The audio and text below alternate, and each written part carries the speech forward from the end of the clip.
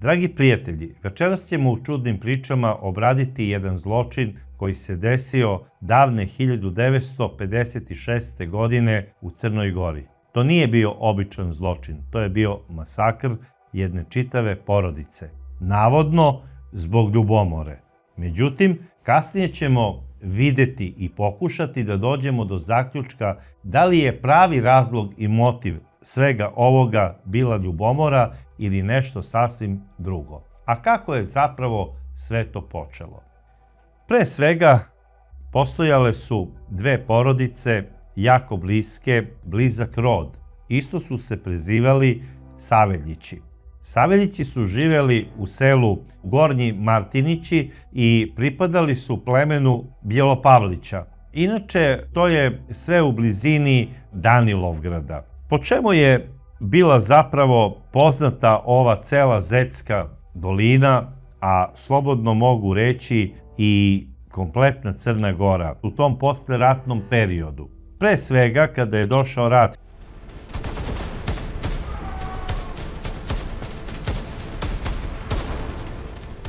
1941. godine, svuda je bila neka velika podeljenost. Ali takve podeljenosti na neke političke frakcije kao u Crnoj Gori nije bilo nigde. Tamo su se ljudi toliko bili podelili na partizane i na četnike da prosto nisu mogli da gledaju jedni druge i od najbližih rođaka postali su najveći neprijatelji pa i krvnici. Takva su bila vremena i neretko recimo i dva rođena brata, da ne bi sada uvredili jednu ili drugu političku frakciju, jedan brat bi otišao u partizane, a drugi brat bi otišao u četnike. Sada, šta se konkretno dešava sa Saveljićima i kako su se oni zapravo politički orijentisali u ovim nemirnim ratnim vremenima? Uglavnom, jedan deo porodice je otišao u partizane, a ovaj drugi deo Saveljića otišao je u četnike. I šta se dešava? Mržnja koja je nastala za vreme rata nastavila se i posle Drugog svetskog rata između ovih porodica, a i između mnogih drugih porodica u ovom selu Gornji Martinići. I da se vratimo na Saveljiće. Pre svega na Novaka Saveljića, koji je zapravo glavni negativac ove priče. Novak Saveljić je rođen 1921. godine. Kada je napunio 18 godina, otišao je u vojsku Kraljevine Jugoslavije. Odslužio je vojni rok u Novom Sadu, vratio se u svoje selo i upravo kada se vratio, počeo je Drugi svetski rat. Novak Saveljić je imao još dva brata, imao je oca Sima i majku Milosavu. Otac Simo, koji je u tom periodu radio u nekim fabrikama, između ostalog radio je i u železari Nikšić, a kasnije je radio i u Danilovgradu, stupio je vrlo rano, kao mlad, u dodir sa komunistima, odnosno sa komunističkom partijom Crne Gore, odnosno Jugoslavije. I upoznao je u tom periodu jednog čoveka koji je bio opšte poznat u celoj toj Zetskoj dolini, a inače je iz Nikšića. I zvao se Savo Kovačević. I kada je počeo Drugi svetski rat, taj deo od Danilovgrada pa prema Nikšiću u 80% slučajeva otišli su zbog Save svi u partizane. Oni ostali, kao i mnogi sa severa Crne Gore, otišli su u četnike i postali su krvni neprijatelji jedni drugima. Oni koji su postali partizani sa svojim udarnim brigadama i sa tim letećim bataljonima prebacili su se za Hercegovinu i za Bosnu kako bi tamo ratovali u udarnim grupama Narodno-oslobodilačke vojske i kako bi pokušali da zaštite tamo nejač i narod od hordi raznoraznih fašista i njihovih pomagača. Borili su se oni tamo protiv svih, naravno svi znamo za one čuvene neprijateljske ofanzive, učili smo ih u školama i tako dalje i mnogi su u tim ofanzivama i stradali. 1943. godine, kao što znamo, bila je i bitka na Sutjesci. Porodica od Sima Saveljića otišla je kompletno u partizane. Simo, njegov sin Novak i njegova dva brata otišli su sa ocem u partizane. U toj neprijateljskoj ofanzivi na Sutjesci poginuo je Simo i poginula su dva njegova sina. Novak je imao više sreće, on se vratio iz rata 1945. godine kada je demobilisan jer nije hteo više da nastavi da ide sa vojskom, rekao je da mu je dosta uniforme i dosta rata. Slobodno mogu reći da je on najverovatnije doživeo u tom ratu neki stres, što nije ništa čudno, jer se svašta nečeg nagledao za te 4 godine ratovanja i svi koji su ga znali kažu da je bio veliki heroj. Bio je mitraljezac u ratu i, kako je govorio, najviše mu je žao što ne zna gde su grobovi njegove braće i njegovog oca koji nisu imali sreće da se vrate iz rata. Šta se dešava sa njegovom braćom od stričeva? Braća od stričeva, gde je najugledniji među njima bio David, koji je rođen 1920. godine u Gornjim Martinićima, on je sa svojom braćom, sa Nikolom Tomašem i sa svojim ocem otišao u četnike. Znam da su u Crnoj Gori bili glavni saveznici Italijanima. Četnici iz Crne Gore su Italijane smatrali za svoje. Od Italijana su dobijali oružje, municiju, uniforme, a i hranu. Šta se dešava dalje? U nekim akcijama poginuo je njihov otac, ali David i njegova braća se vraćaju kući kod majke Stanke i posle Drugog svetskog rata, kada je izvršena demobilizacija i kada je izvršena amnestija od strane Josipa Broza Tita, koji je amnestirao mnoge četnike, između ostalog i u Crnoj Gori, on je dao proglas svako ko se prijavi do određenog datuma da hoće da pređe u Narodno-oslobodilačku vojsku, a da nije bio pripadnik nekih crnih trojki, oprašta mu se sve što je radio u Drugom svetskom ratu, neće biti dalje istrage i nastavljaju normalni život. I Saveljići su to i uradili. Oni su se priključili ne partizanima, nego Narodno-oslobodilačkoj vojsci, odnosno JNA, koja je nastala iz partizanskih jedinica i bili su amnestirani.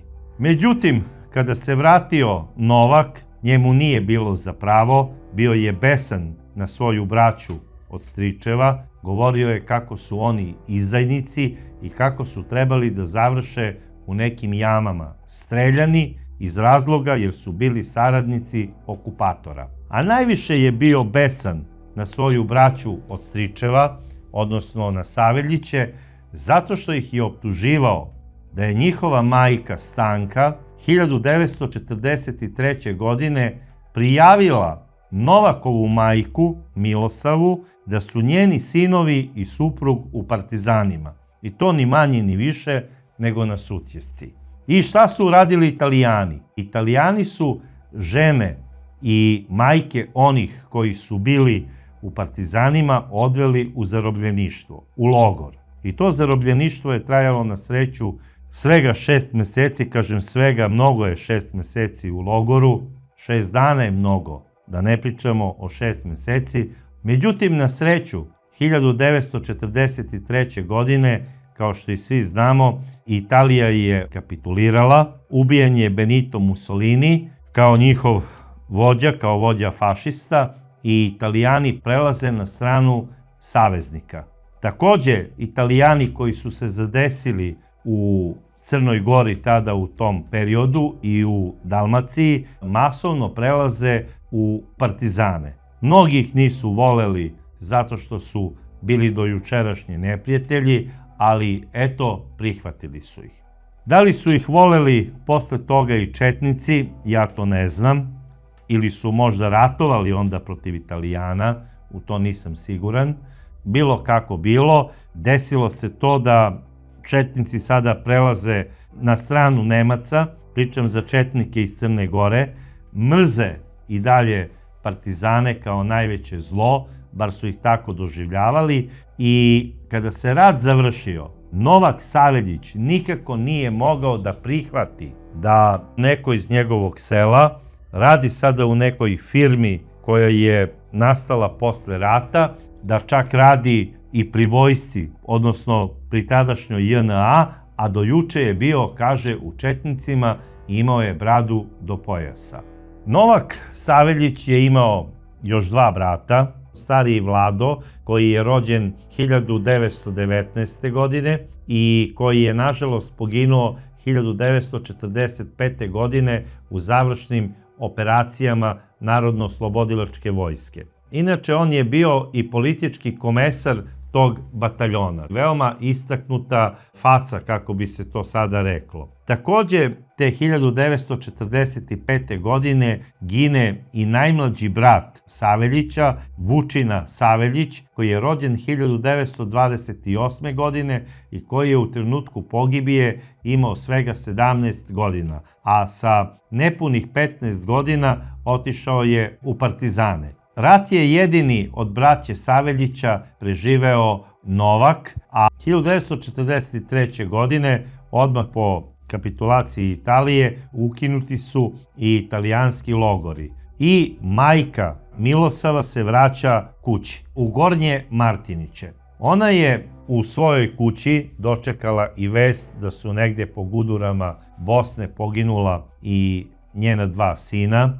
Takođe je bila prisutna kada je maltene na njenim rukama izdahnuo i njen namučeni suprug Simo, a u ratu je ostao jedino Novak, koji je došao 1945. godine veoma istraumiran.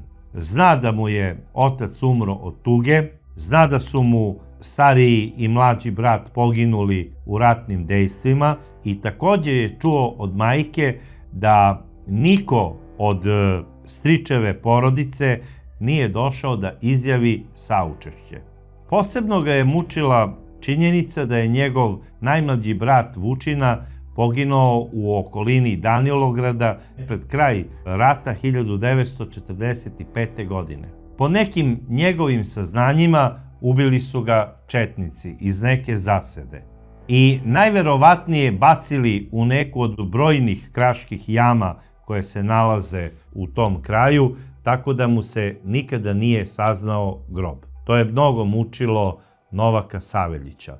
I on je posle toga mrzeo sve ljude koji su na bilo koji način imali ma kakvu vezu sa četnicima. A posebno je mrzeo svoje rođake, braću od stričeva, Davida, Nikolu i Tomaša. Jer kako mu je i sama majka rekla, niko od njih nije došao da izrazi saučešće. A i naravno znao je da su bili članovi četničkog pokreta do kraja rata i prosto, kako je govorio, nikada mi neće biti jasno zašto ih pripadnici OZNE nisu odveli do neke jame i da reše problematiku sa Saveljićima jednom za svagda. Međutim, rat je prošao, šta se dešava dalje? Država pokušava da izmiri zavađeni narod. Pokušavala je to na sve moguće načine, međutim, u rascepljenoj Crnoj Gori, koja se i dalje delila na četnike i partizane, to je išlo teže nego bilo gde na prostoru bivše Jugoslavije. Ljudi su se između sebe i dalje delili na četnike i na partizane i mrzeli su se. Čak su ponekad, kad malo više popiju, pominjali i krvnu osvetu. Takođe, u tom periodu, posle rata, bilo je mnogo četničkih odmetnika po planinama Crne Gore. Tako da, ljudi koji su bili u partizanima, oni su govorili, ovi što su do juče bili u četnicima, oni sigurno snabdevaju hranom, opremom i oružje ove bandite po planinama. Naravno, ljudi iz komiteta su cenili njegovu hrabrost. On je krajem 1945. godine odlikovan jer je bio od početka rata u ratu, bio je mitraljezac, nije znao niti je hteo da iskoristi ponude koje je dobijao od drugova iz komiteta. Nije hteo da ode da radi ni da živi u bilo kom gradu u Crnoj Gori. Odbio je da radi i u Ozni u selu Lovćencu kao komandir Ozne. Međutim, rekao je ne, ostajem ovde u Gornjim Martinićima da obrađujem svoje imanje, ne želim da ostane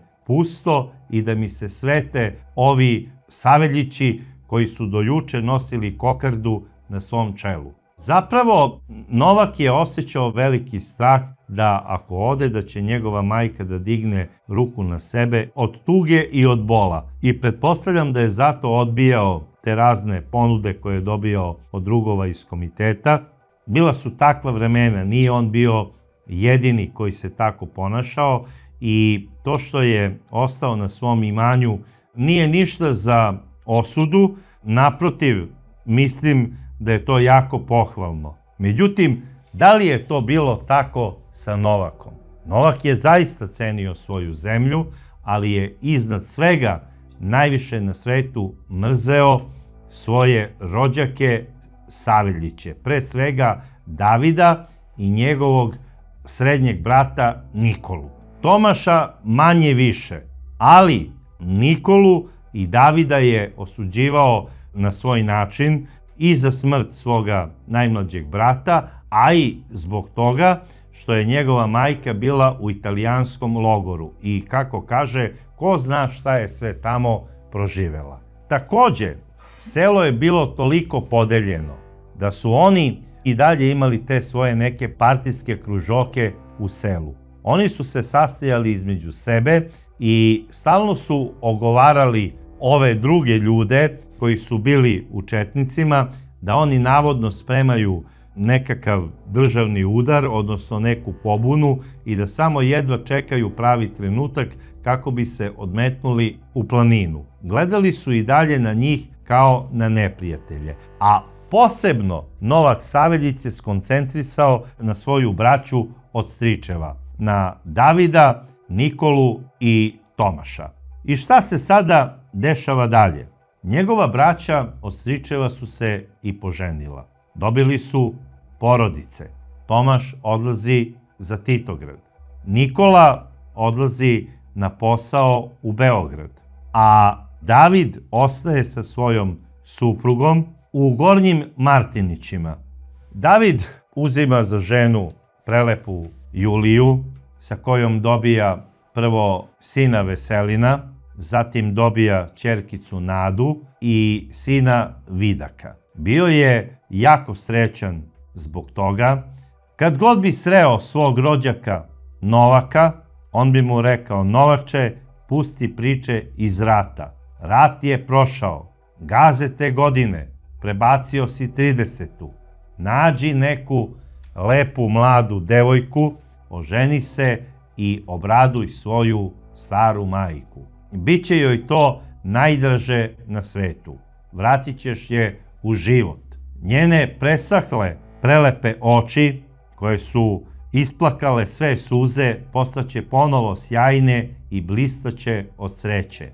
Budi siguran da sam u pravu. Zaboravimo rat i zakopajmo ratne sekire. I gle čuda, Novak Saveljić je odlučio da se zaista oženi. I sve je delovalo kao da je rešio da zakopa i ratne sekire. On se ženi jednom prelepom devojkom koju su svi smatrali da je najlepša u čitavom tom kraju, kako oni zovu Zetska dolina. Ona se zvala Spasenija Pavićević iz sela Sretnje. Novak, kada ju je oženio, imao je 30 godina, a ona je imala 20. Šta se sada dešava oko dogovora za svadbu i oko tog veselja? Naravno, došlo se i do teme ko će da bude dever na toj svadbi. Tu se vrše pregovori i dogovori između majke Milosave i Spasenijinih roditelja i kada su došli na temu devera, tu je majka Milosava zaplakala.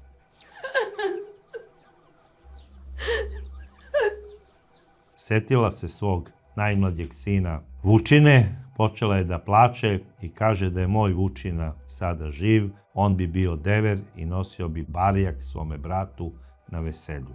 Međutim, pošto on nije živ, tebi je najbolja familija ona koja je nosila petokraku, uzmi nekog druga za devera, uzmi nekog mladog partizana i pozovi ga da nosi barjak na tvojoj svadbi.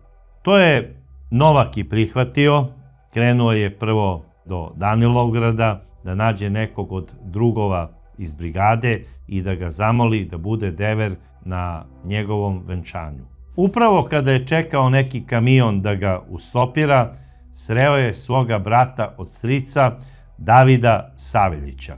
Onog brata koji ga je zapravo i savetovao da je vreme da se zakopaju ratne sekire i koji mu je predlagao da je najbolje rešenje za njega da se oženi. I kada su se sreli, David je rekao: brate Novače, čuo sam da si isprosio devojku, i to ne bilo koju devojku, nego prelepu Spaseniju. Lepšu devojku isprositi nisi mogao. Ja ti želim svaku sreću i svako dobro. Pružio mu je David ruku, a Novak Saveljić je prihvatio tu ruku i oni su se zagrlili i izljubili. I tu kada se završio taj ritualni vid pomirenja, Novak je rekao: brate Davide, znaš da su moja rođena braća stradala u ratu, da li bi ti hteo da budeš jedan od mojih devera na svadbi i da nosiš barjak na veselju?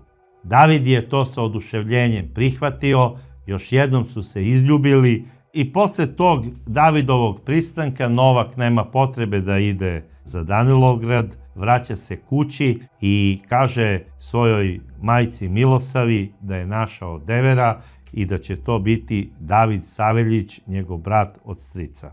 Kada je to čula majka Milosava, počela je da češlja svoju kosu i da plače i da kaže: neka ti oprosti Bog što uzimaš dušmanina za svog devera i ne znam kako će njegova ruka uspeti da nosi barjak sa petokrakom. Prosto nije mogla da veruje da će dojučerašnji barjaktar četničke brigade, koji je nosio crni barjak sa mrtvačkom glavom, da sada ponese crnogorsku trobojku sa petokrakom. Međutim, došao je taj dan i pored svih sumnji majke Milosave, ponovo se zaigralo kolo u dvorištu porodice Novaka Saveljića, kao nekada kada je bilo srećno vreme. Kolovođa je bio ni manji ni više nego dever David Saveljić, držao je ponosno u ruci barjak sa petokrakom, igralo je celo selo. Igrala je i prelepa mlada koja je bila u Beloj haljini. Svi su bili veseli i bili su srećni, jer zapravo Novak se oženio. I očekivali su da će sve krenuti sada na bolje u toj kući. A mnogi iz sela su komentarisali: eto, vremena se menjaju, partija čini svoje, počeli su ponovo da se mire ljudi koji su do juče bili protivničke strane u ratu. I to nagoveštava nešto što je dobro. Sada, šta se dešava dolaskom Spasenije u kuću Saveljića? Prelepa Spasenija bila je viđena maltene od svakog. Mnogi su bili ljubomorni na Novaka što je oženio tako lepu devojku. I tu ljubomoru nisu znali da iskažu na drugi način, nego su odmah počeli da mu maltene došaptavaju kako se David Saveljić ponudio za devera, jer je hteo da bude što bliže prelepoj Spaseniji i da nikada pravi komunista ne treba da veruje bivšem četniku. Jer kako su mu govorili, ako je bio spreman da izda državu, bit će spreman da izda i tebe. Ako nije uspeo kako je želeo da zada nož u leđa tebi, kao što je zadao tvojoj braći, budi siguran da će ti zabosti sada kamu koju je sigurno negde sakrio tamo na svom imanju, kao i svoje oružje kojim se dičio i ponosno ga nosio ovde za vreme rata, paradirajući sa Italijanima zajedno i vozeći se u onom trociklu sa komandantom italijanske kaznene ekspedicije. I mi dobro pamtimo kada su odveli ne samo tvoju majku, nego mnoge partizanske žene u italijanski logor, smejali su se i ko zna šta su sve radili sa ženama koje su otišle u italijanski logor, jer neretko su tamo četničke trojke odlazile na zabavu. Sada, kako je to sve Novak shvatio, to mogu samo i da pretpostavim, ali nije bio samo jedan čovjek koji mu je rekao za Davida Saveljića da obilazi njegovu suprugu i da s njom radi sve i svašta. I to ne samo David, nego i Tomaš je više na tvojoj ženi nego na svojim ženama. A jedan od partijskih drugova mu je rekao, kako je kasnije Novak to rekao i pred višim sudom u Titogradu: sram te bilo, Novače, junačino, ti koji si nosio šarac u rukama celog rata, dozvolio si da ti jedna četnička vucibatina jaše ženu. Krvi ti, nemoj to da radiš, ubi Skota. Svašta su mu govorili. Rekli su mu da time što si prihvatio ponudu i pomirenje od strane četničke ruke, od one iste ruke koja je zaklala možda mnoge naše drugove, između ostalog i tvog rođenog brata Vučinu, ti ne samo da si pljunuo na naše mrtve drugove, ti si se na njihove grobove popišao. To je kasnije Novak Saveljić izjavio pred višim sudom u Titogradu.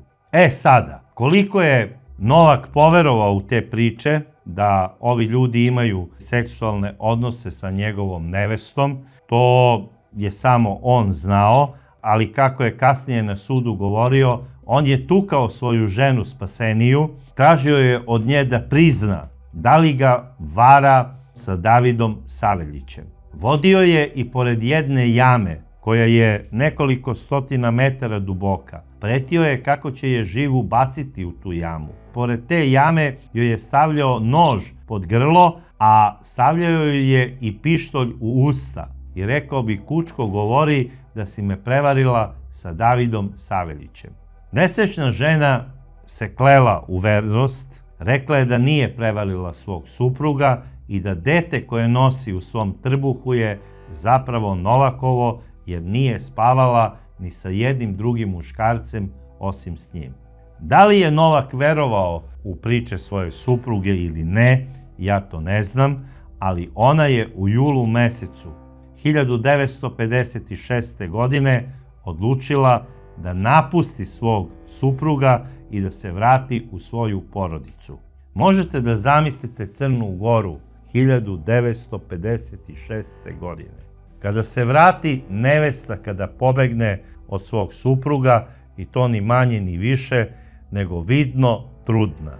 To je u nekim predelima Srbije i Crne Gore i danas sramota. A za 56. godinu to je nešto nezamislivo. Ali ova žena je bila hrabra, iako je trpela neki vid nasilja. Ja pozdravljam njenu odluku što je rekla svoje sudbonosno ne i otišla je svojoj porodici. I svaka čast njenim roditeljima koji su prihvatili svoju ćerku i koji su shvatili njenu bol i patnju i sve ono što je preživela u kući Saveljića. Ako je sve to tako bilo, kao što je on pričao pred sudom u Podgorici.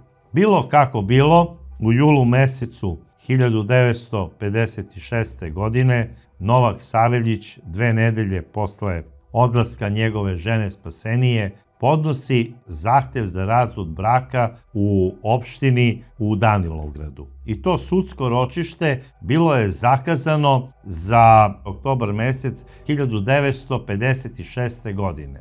Sada, od usta do usta, kako prepričavaju partizanski drugovi neke svoje događaje, tako i četnička braća prepričavaju neke svoje događaje.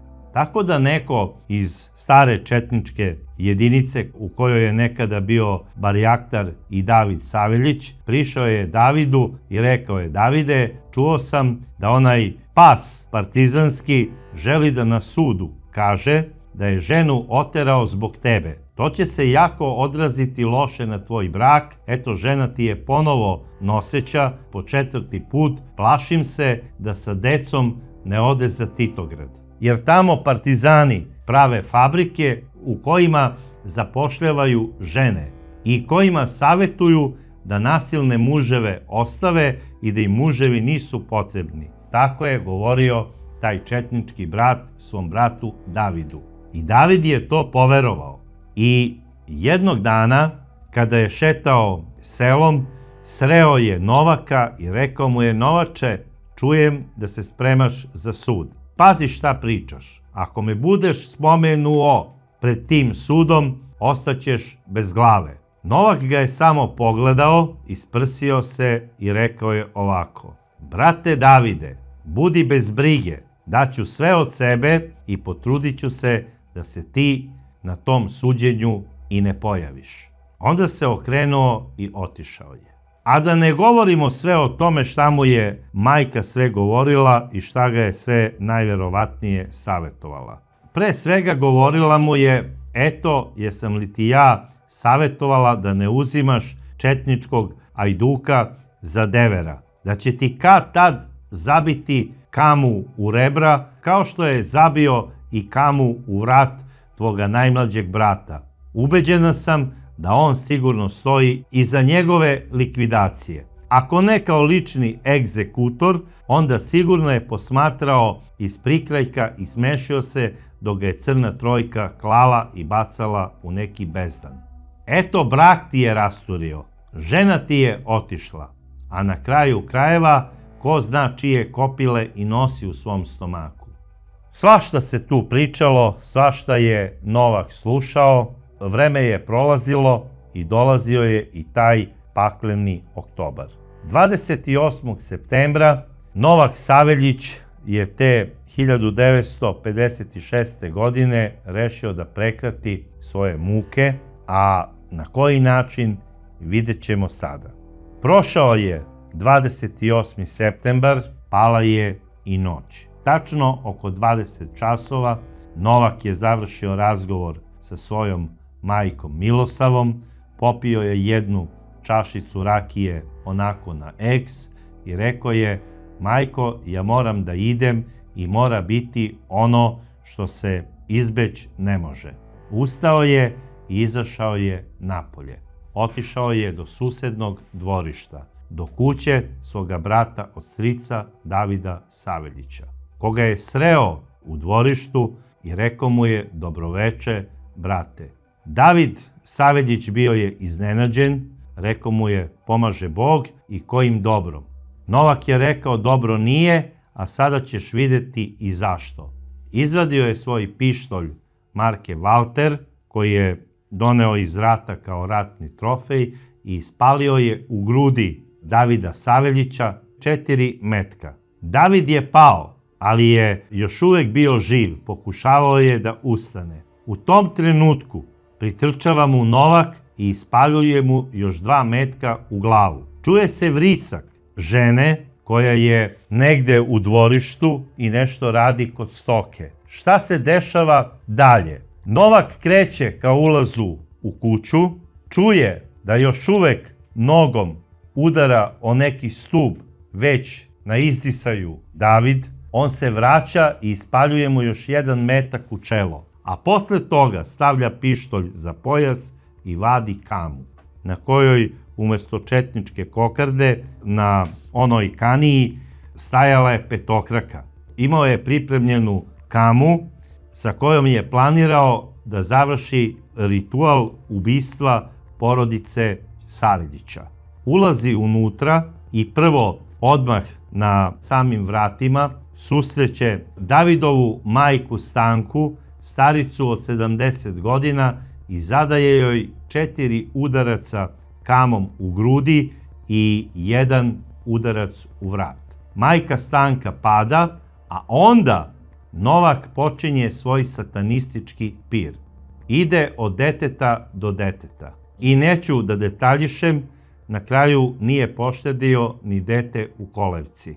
A posle toga izlazi napolje, prilazi već mrtvom Davidu, preseca mu vrat i seče mu nos i uši.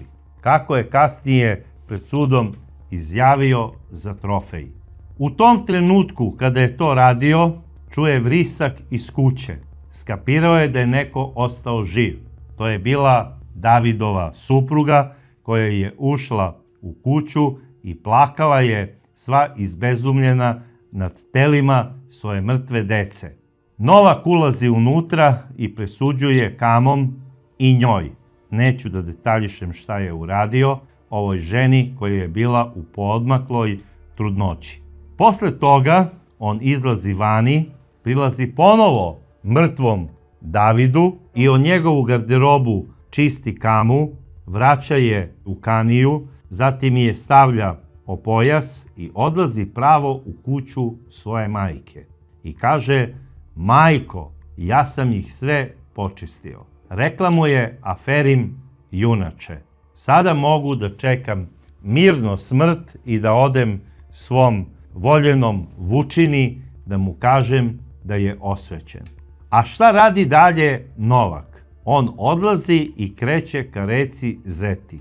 Ne da bi skočio u reku kako bi presudio sebi, nego odlazi do onog svog partijskog druga i kaže mu šta je uradio. Do detalja mu je sve ispričao. Ovaj drug mu je rekao gde treba da se skriva nekoliko dana, dok se on organizuje kako bi ga spasao i kako bi pokušao da ga prebaci negde za inostranstvo.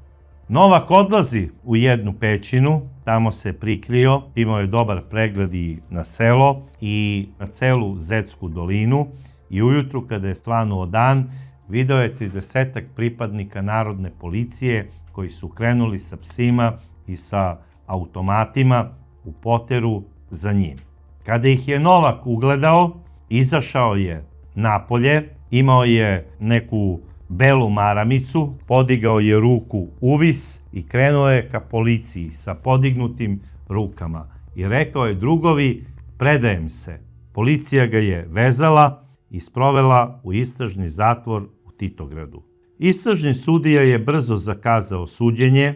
Interesovanje javnosti za ovaj masakr bilo je ogromno, jer su svi bili zgroženi jednim filmskim i horor načinom ubijanja jedne porodice i prosto su svi tražili da se maltene javno linčuje počinilac ovog strašnog krivičnog dela. Jer niko nije mogao da prihvati da živi u jednom društvu koje obećava, koje se razvija svakog dana u svakom pogledu, a da se u nekom mestu samo par kilometara od grada dešava to da iz nekog banalnog razloga neko pobije celu porodicu i to ni manje ni više nego 3 dece i trudnu ženu. To je nezamislivo. I šta se dalje dešava? Suđenje je brzo zakazano. 7. novembra bilo je prvo ročište. Interesovanje za ovo suđenje je bilo ogromno. Bilo je novinara iz cele bivše Jugoslavije, masa koja je bila ispred zgrade suda, a i u samoj sudnici je vikala: smrt za dželata, tražimo vešanje. Prvog dana ročišta sudija maltene nije mogao da postavi okrivljenom ni jedno pitanje. Rekao je na kraju prvog dana da će isprazniti sudnicu ako sutra dan neko bude progovorio samo jednu reč. I zaista, sutra dan su svi ćutali, jer je na drugi dan suđenja optuženi Novak Saveljić izneo svoju odbranu. I rekao je: ja ne tražim da se branim na ovom suđenju i ne tražim milost od nikoga. Ja znam da me čitava nacija i čitava država s pravom osuđuje i očekujem najtežu kaznu. Ali samo hoću da znate da su me mnogi podstrekivali na ovo. I onda je imenom i prezimenom naveo sve one ljude koji su mu govorili da su mu deveri David Saveljić i njegov brat Tomaš Saveljić zapravo sve vreme jahali ženu i da je on ovo uradio iz ljubomore, kako bi oprao čast svoje porodice, a rekao je da ipak nije imao hrabrosti da ubije svoju spaseniju, za koju je sada siguran da je ona časna i poštena i da ju je bespravno maltretirao i tukao. I tada na tom suđenju se javno izvinio spaseniji, rekao je da joj želi dalju sreću u životu i ono što mu je najbitnije, da je ona časna i, kako je rekao, verujem da će naći nekog časnog čoveka koji će je prihvatiti sa detetom koje nosi u stomaku, za koje sam ja sada siguran da je moje. Izrekao je još nešto što ću vam ja sada pročitati. A radi se o sledećem. Ništa čoveku ne daje krila i ne uzdigne ga do samog neba kao ljubav. Niti ga može poniziti i baciti na samo dno života kao mržnja. Ništa ga tako ne može oplemeniti i pripitomiti kao žena, ali ni pomamiti, u zvijer pretvoriti, kao sumnja u iskrenost i ljubav voljene žene. U temelju svih velikih i plemenitih dijela i poduhvata leži ljubav, a u osnovi najvećih zlodela, najtežih zločina, ljubomora. Evo, to je izjavio Novak Saveljić pred sudom. Ono što je izjavio sudija bilo je sledeće. To je bilo 10. novembra, 3 dana posle početka suđenja, 3 dana je samo trajalo suđenje. On je izjavio sledeće. U ime naroda Novaka Saveljića, zbog krivičnog dela koje je izvršio, osuđujem ga na smrt vešanjem, jer smatram da je streljanje namenjeno za časne ljude. Onaj ko ubije decu i trudnu ženu treba da bude osuđen na smrt vešanjem. Naravno, odbrana je uložila žalbu, ali mesec dana posle toga Vrhovni sud u Beogradu je potvrdio smrtnu presudu, ali je smrt vešanjem preinačio u kaznu smrti streljanjem. I Novak Saveljić je streljan u februaru mesecu 1957. godine u Podgorici. Ono što mogu da kažem, on je zapravo poslednji čovek na prostoru bivše Jugoslavije koji je osuđen na smrt vešanjem, ali ta kazna nije bila izvršena na taj način, nego je streljan. Način izvršenja smrtne kazne neću da komentarišem, ali imam mnogo toga da kažem u vezi ovog događaja. Što se mene lično tiče, ono što je izjavio Novak Saveljić na sudu nije tačno. A zašto? Pre svega, ono što želim da kažem, to je da ovo ubistvo iz ljubomore je nafilovano od strane partijskih drugova, komiteta i advokata po službenoj dužnosti. A zašto? Kao što sam rekao, advokata po službenoj dužnosti, jer Novak Saveljić nije imao advokata koga je mogao da unajmi, odnosno njegova majka je htela da plati advokata, ali nijedan advokat nije hteo da ga brani. Zato je dobio advokata po službenoj dužnosti, koga je komitet pripremio da savetuje svog branjenika, da kaže da je to uradio iz ljubomore. Jer u to vreme nije smelo da se kaže da je neko ko je partijski drug i koji je odlikovan u ratu za hrabrost, pobio neku porodicu iz mržnje zato što je četnička. Jer su se plašili da ne dođe do lanca krvnih osveta koje su vukle korene iz Drugog svetskog rata. A verujem da je ovo ubistvo vuklo upravo te korene iz Drugog svetskog rata i da je Novak Saveljić bio ubeđen da je David, njegov brat od strica, bio umešan u likvidaciju njegovog najmlađeg brata Vučine. I ja ne verujem da je on uopšte i tukao svoju ženu, jer na kraju krajeva, po naredbi suda, odnosno komiteta i partijskih drugova, ona nije ni saslušana pred sudom, navodno zato što je u poodmakloj trudnoći. Ubeđen sam da je on spremao osvetu nad porodicom svoga brata i da je na sigurno poslao svoju trudnu ženu, koja je kasnije rodila sina.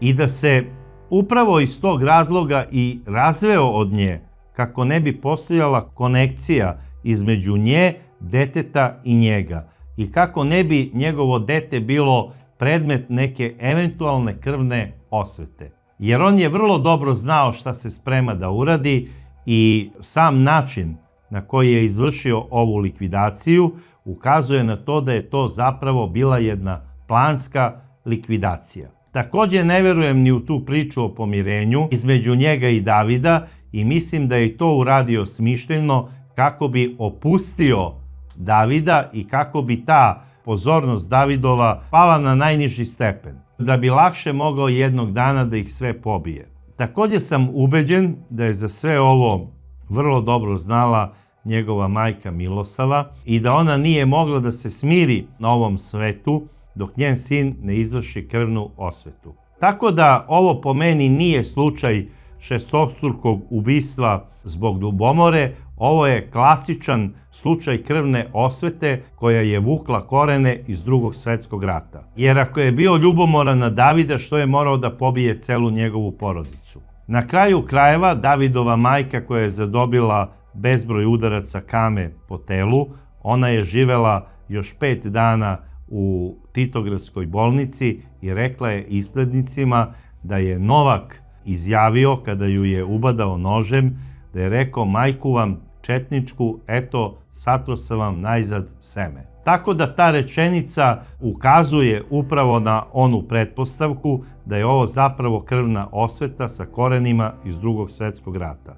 Dragi prijatelji, ovo je bilo moje viđenje ovog događaja koji ne sme biti zaboravljen, a što se tiče vašeg mišljenja o svemu što sam danas rekao, voleo bi da čujem kao i dosad u vašim komentarima. A do sledeće epizode Čudnih priča, ja vas pozdravljam.